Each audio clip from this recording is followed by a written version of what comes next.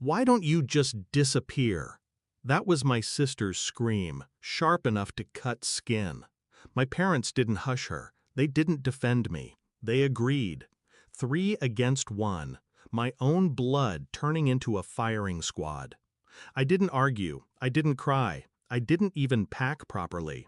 I left quietly, like they wanted. But the quiet never meant surrender. This morning, my phone lit up with 14 missed calls from them, and each one told me the same story. Too late. They finally understood who I really was. Backstory. I wasn't born into love. I was born into a battlefield. My sister, Rachel, the favorite. Golden child. Every mistake forgiven, every whim indulged. My parents bent their spines for her, polished her crown daily. Me, I was the placeholder, the shadow. If Rachel wanted light, they dimmed me further. But shadows have an advantage. They see things light never notices. Discovery of betrayal. It wasn't one moment that broke me. It was a collection of tiny knives. The way my mother called me a burden. The way my father said, "Rachel deserves more. You'll understand one day." The way Rachel smirked when they rewrote wills, bank accounts, and futures with her name. I understood perfectly. They weren't keeping me around to love me. They kept me around to use me, drain me, and discard me. The final shove came when Rachel screamed in my face, "You've ruined my life," because I refused to sign over the deed to the lake house, the house I rebuilt, paid for, maintained. That night, my parents nodded in unison, agreeing with her tantrum like disciples to their goddess, and I realized I wasn't family, I was leverage. Shift in mindset. When you're told to disappear, you have two choices: vanish quietly or vanish strategically. I chose strategy. I withdrew first, smiling, polite, compliant. I told them they were right. I left them believing they'd won.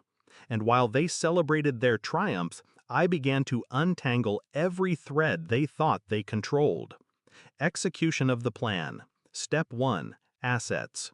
The house, my savings, the small business I built with years of sweat, all shifted into an irrevocable trust under my name only. Lawyers, signatures, airtight clauses. Rachel's name didn't appear anywhere. Neither did my parents. Step 2. Exposure. Rachel had debts, gambling, credit cards, whispers of fraud she thought no one knew. I collected everything: screenshots, receipts, records. Then I made sure the right creditors had her direct contact.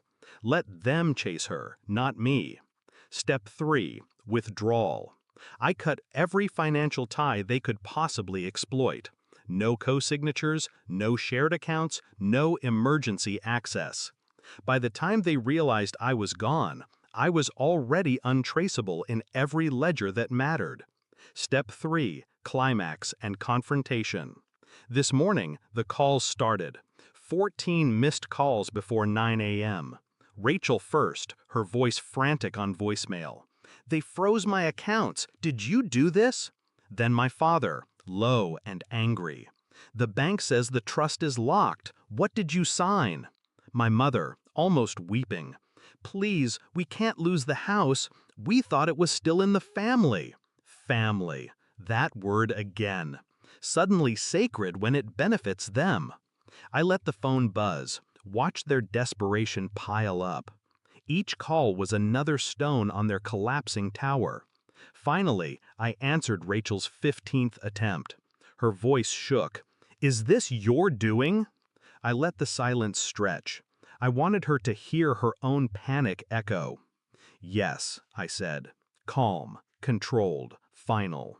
The payoff. There was a pause, then a sob, then the realization breaking her from the inside out. They thought they stripped me of everything, that I'd walk away empty, broken. But I walked away holding the deed, the trust, the power. And I didn't just walk away. I left them standing in quicksand, the weight of their own greed pulling them under. Resolution. They wanted me gone, and I am gone, from their house, from their dinners, from their hierarchy of favorites. But I am not gone from the world. I'm building something, bigger, freer, untouchable. They're the ones suffocating in the ruins of their own entitlement. When Rachel screamed, "Why don't you just disappear?" she thought she was burying me. She didn't realize she was burying herself. Because disappearing wasn't my defeat. It was my weapon. And this morning, with 14 missed calls, they finally understood what disappearance really means. Not silence, not surrender, but the cleanest form of revenge.